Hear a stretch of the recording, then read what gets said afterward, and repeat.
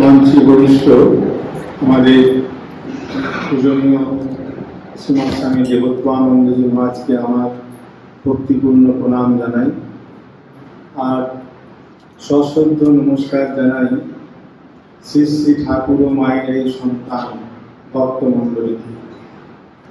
আজকে একটি পবিত্র দিন, শ্রী শ্রী গুরু পূর্ণিমা।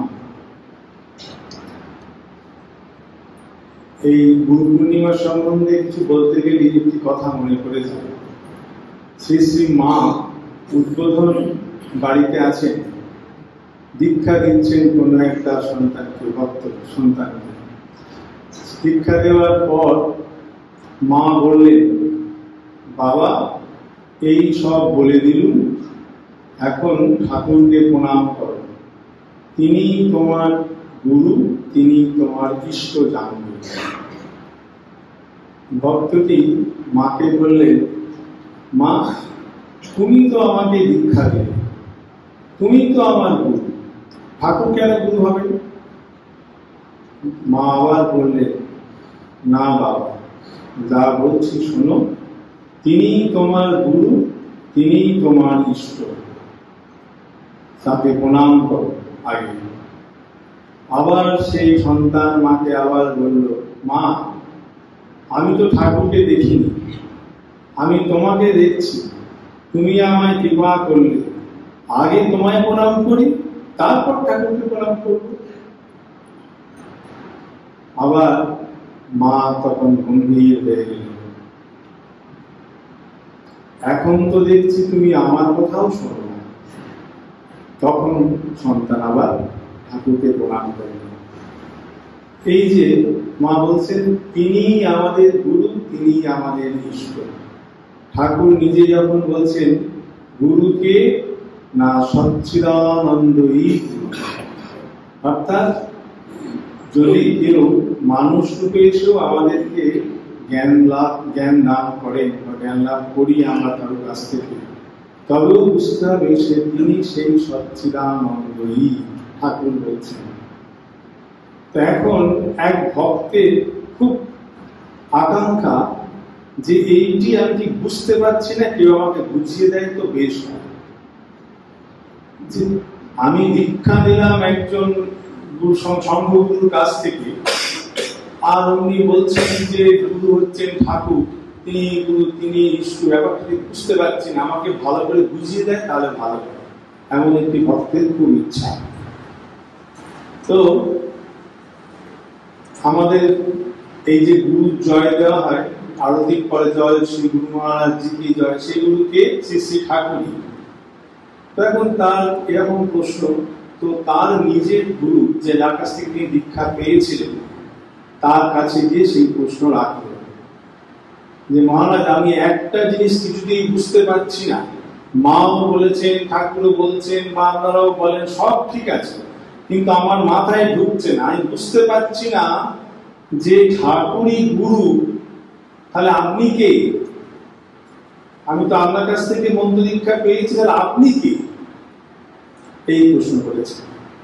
তখন সেই সংঘগুরু যিনি, তিনি বলছেন, আমি তোমাকে বলছি, মনটাকে স্থির করো আগে, তবে বুঝবে। তারপর তাকে বোঝাচ্ছে যে তুমি সামনে বসে আছো, আমি সামনে বসে আছি, হ্যাঁ আমি কথা বলছি, তুমি শুনছো, হ্যাঁ তুমি কথা বলছো, আমি শুনছি, হ্যাঁ তোমার বাড়ি এখন, ওনার বাড়ি ছিল আগরতলায়, তোমার বাড়ি এখন আগরতলায়, তুমি আগরতলায় চলে যাবে, আগরতলায় চলে গেলে, এবার সেখান থেকে তোমার ইচ্ছা হলো আমার সঙ্গে কথা বলা, কি করবে? ফোনে কথা বলবো, ফোনে কথা বলবে তো বেশ।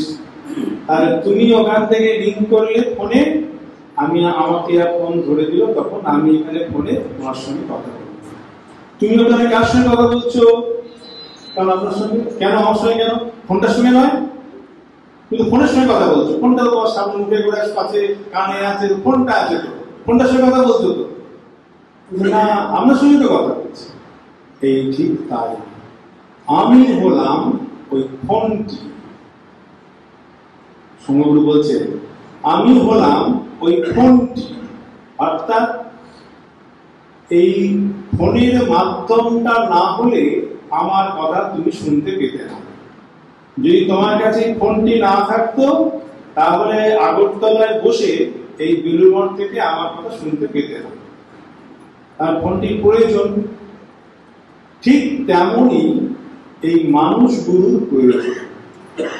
এই মানুষ গুরুর মুখ দিয়ে সেই সচ্চিদানন্দ গুরুই কথা বলেন। তাই জন্য গুরু হলেন সেই সচ্চিদানন্দ। আমরা সেই সচ্চিদানন্দ স্বরূপ। তিনি অবতার হয়ে এসেছেন শ্রী শ্রী ঠাকুর আমাদের ঈশ্বর। তিনি গুরু, তিনি কথা বলছেন, তিনি এই স্থূল এই মানুষ শরীর দিয়ে মানুষদেরকে কৃপা করছেন। আমাদের কিছু নেই।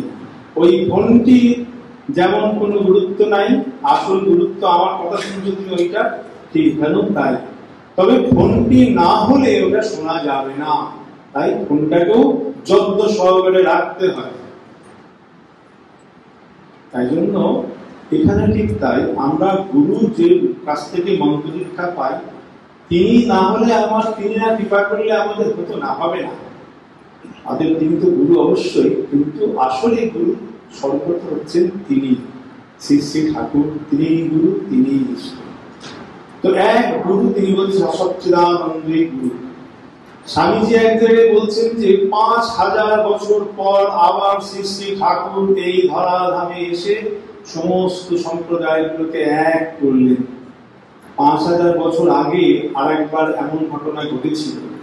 তখন সব বিভিন্ন আশ্রম ছিল, বিভিন্ন স্কুল ছিল, যেখানে ঋষি মুনি ঋষিরা তাদের এই শিষ্যদেরকে নিয়ে পড়াতেন। তারা যা যা রিয়েলাইজ করেছেন সেগুলো সব তাদেরকে বলতেন। তখন তো বই ছিল না, শুনে হতো। তো এরকম নিজের নিজের স্কুলকে নিয়েই তারা ব্যস্ত ছিল। কেমন এদিক থেকে ওদিক, তার থেকে সেদিক সব এত একসঙ্গে করার উপায় ছিল না তখন, বা হয়নি। সেই জন্যই বলে মুনি ইলিয়াসে মাতম জলানা মুনি নানা মত। যে যেরকম ভাবে রিয়েলাইজেশন করেছেন তা সেরকম মত, সেরকম বলে। তো এরকম আছে। তো 5000 বছর আগে এক মহর্ষি বেদব্যাস, তিনি এই সবগুলোকে বিভিন্ন জায়গা থেকে যা যা ছিল সেই সবগুলোকে নিয়ে এক জায়গায় করে এই বেদ 4টে বেদে হয় ভাগ করেছেন, করে সেগুলোকে নিয়ে এক জায়গায় করে তিনি একটা কাজ করেছেন। সেই জন্যই আজকে আমরা সব অনেকটা এক জায়গায় পেয়েছি। এরপর আবার 5000 বছর পর শ্রী শ্রী ঠাকুর, আমরা সব আলাদা আলাদা একটা দিকে চলে যাচ্ছিলাম। এই একটা মত, বৈষ্ণব একটা মত, শাক্তদের একটা মত, শৈবদের একটা মত, সৌরীদের একটা মত, গণপত্যদের একটা মত, হিন্দু মুসলিমদের একটা মত, খ্রিস্টানদের একটা মত, ব্রাহ্মণদের একটা মত, হাজার ঘন্টা নিয়ে আমরা কনফিউজ। সেই সময়কার মানুষরা কনফিউজ হয়ে যাচ্ছে, কোনটা এ বলছে এরকম, ও বলছে এরকম, এটা না হলে হবে না, আমারটাই ঠিক, ওটা ভুল। কোনটা ঠিক? প্রত্যেকেই বলছে নিজেরটা ঠিক, এইটা ঠিক, ওটা ঠিক। ঠিক সেই মুহূর্তে শ্রী শ্রী ঠাকুরের আগমন। তিনিও আবার প্রত্যেকটি এই স্কুল, প্রত্যেকটি সম্প্রদায়, প্রত্যেকটি মত সাধন করলেন। কথার কথা মুখে নয়, নিজে সাধন করে প্র্যাকটিক্যালি দেখে তারপর উনি বললেন যে চিন্তা করার কিছু নেই, কোনো কনফিউশন নেই, এক সত্যে পৌঁছানোর জন্যই বিভিন্ন পথ মাত্র। তোমার যেটাই সুবিধা হবে তুমি সেই দিকে এগিয়ে যাও।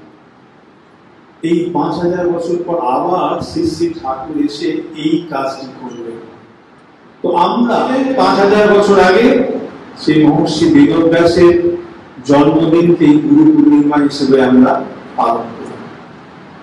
সেই সবাই যত সম্প্রদায় আছে, যে মতেই থাকুক না কেন, সেই সময় তিনি সমস্ত আমাদের হিন্দু ভাবটাকে সনাতন ভাবকে এক করেছিলেন। তিনি হলেন সে আমাদের গুরু প্রথম। বেদব্যাসের জীবন জন্মদিনকেই আমরা সাধারণভাবে এই গুরুপূর্ণিমাগুলি পালন করি। আর আমরা নিজেরা ওই দিনকেই নিজে নিজে গুরুর প্রতি শ্রদ্ধা জানাই। আজকে এইরকম একটি দিন, প্রত্যেকেই আমরা আমাদের নিজের নিজের এই গুরু না হলে তো সেই পথে এগিয়ে যেতে পারবো না। ঠাকুর বলছেন মনুষ্য জীবনের উদ্দেশ্য হলো ঈশ্বর লাভ, নিজেকে জানা, সেলফ রিয়েলাইজেশন। তাই করতে গেলে তো গুরু ছাড়া উপায় নেই। অর্থাৎ গুরু যেভাবে দেখিয়ে দেবেন সেই পথেই নিষ্ঠা সহকারে এগিয়ে গেলে সেই পথে পাওয়া যাবে। তার জন্যই আমাদের আজকে এত কিছু।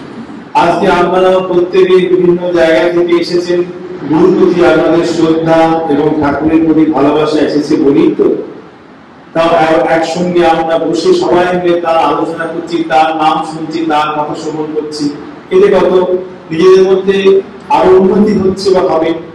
তো আজকে আমরা পেয়েছি মহারাজকে, স্বামী দেবোত্তমানন্দজি মহারাজকে। আপনারা অনেকেই মহারাজকে আগে থেকেই জানেন, অনেকেই মহারাজের লেকচার শুনেছেন বা অনেক প্রশ্নের উত্তর শুনেছেন। তো আজকে আমরা তাকে একদম সামনাসামনি পেয়েছি। মহারাজ আমাদেরকে বলবেন, তিনি গুরুতত্ত্ব সম্বন্ধে আমাদের বলবেন। আমরা মূল্যবান তার কথা মনোযোগ সহকারে শুনব। এই শোনার পর শুধু শুনলেই হবে না, শ্রোতব্যা মন্তব্য নির্ধাসিতব্যা বলা হচ্ছে। শুনতে হবে, মনন করতে হবে, সেটাকে ধ্যান করতে হবে। তার মাঝে যদি কোনো প্রশ্ন থাকে তাহলে সেই প্রশ্নগুলোকে ক্লিয়ার করে নিতে হবে, পরিষ্কার করে নিতে হবে। সেই জন্য মহারাজ যখন বলবেন খুব মনোযোগ সহকারে শুনবেন। যে বিষয়টা আপনার মনের মধ্যে সংশয় জাগবে, শেষে মহারাজকে প্রশ্ন করলে মহারাজ তার উত্তর দিয়ে দেবেন। আমাদের প্রশ্ন করার সময় বলবো, আমরা হাত তুললে মাইক দিয়ে দেওয়া হবে, তখন প্রশ্ন করতে পারবো। ঠিক আছে? এখন মহারাজের আমরা শুনবো। ওম শান্তি শান্তি শান্তি। হরি ওম তৎসৎ। শ্রী রামকৃষ্ণার্পণমস্তু।